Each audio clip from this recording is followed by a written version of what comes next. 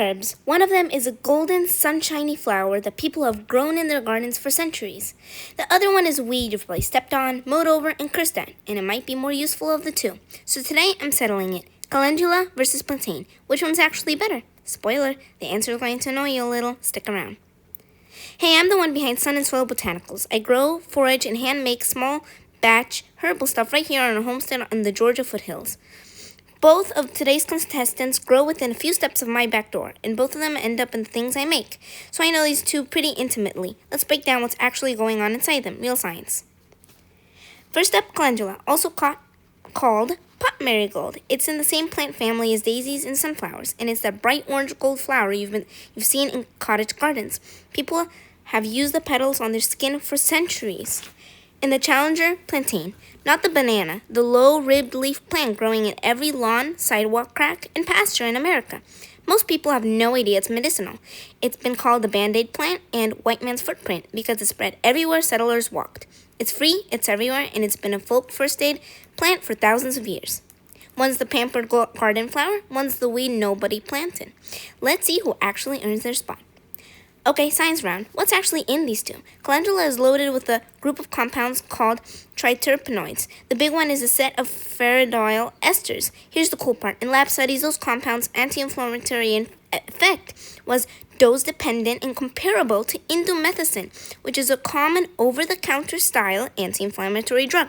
That's a plant going toe-to-toe with a pharmaceutical in a petri dish. It also carries flavonoids and carotenoids, which are antioxidants, and in lab and animal studies been shown to support collagen production and help skin knit back together. Plantain brings a totally different toolkit. 3 things to know. 1. Allantoin. It's a compound that encourages skin cells to regenerate. 2. Ossobin. In lab studies, this one showed antibacterial activity. It slowed the growth of some common troublemaker bacteria like staph and strep. 3. Mucilage. This is slippery gel-like stuff that can make up as much as 10% of the dried leaf.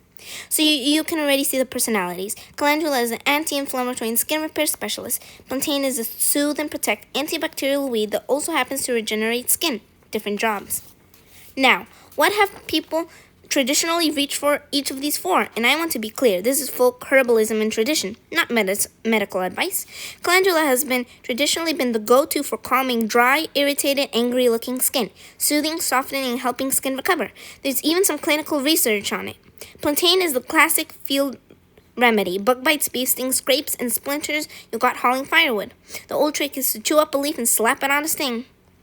Here's a neat detail. There are 2 main kinds of plantain, narrowleaf and broadleaf. Tradition and the chemistry both suggest that the broadleaf one shines for external skin stuff, while the narrow one leans more towards soothing inside, calming a scratchy throat. Last round, real life. Calendula, you usually have to grow or buy. It's an animal and needs garden space, and you've got to harvest and dry the flowers. Plantain, it's free. It's growing in your yard right now, probably while you're mowing over it. On the budget and availability scale, the weed is absolutely demolishing the garden flower. So, which one's better? Neither. I told you that was going to annoy you. Here's the honest truth. They're not really competing. They're a team. Calendula is an inflammation calmer and skin repair flower. Plantain uses soothing, protective, and antibacterial first aid weed. One's better at calming and rebuilding irritated skin. The other one's better at a sting on Tuesday afternoon when you didn't plan ahead. If you held the knife to me and made me pick a single winner for sheer everyday usefulness and the fact that it's free under your feet, I might give it to the weed. Plantain is criminally underrated. The real answer is why I put both of them in my calendula and plantain salve, available on my Etsy shop. Because the best version of this isn't a fight. It's both of them doing what they each do best. The garden flower and the weed working together. There's probably a life lesson in that. I'm not going to say it out loud. If you actually want to try these 2 as a team, I make the salve by hand in small batches, links down below. And if you got a plantain weed in your garden right now, go look at it differently today. This channel is going to be all about this, what I grow, what I forage, what I make, and the real plant science behind it. So if that's your thing, subscribe and stick around. Next time I'm thinking we tackle how to make salves. See you then.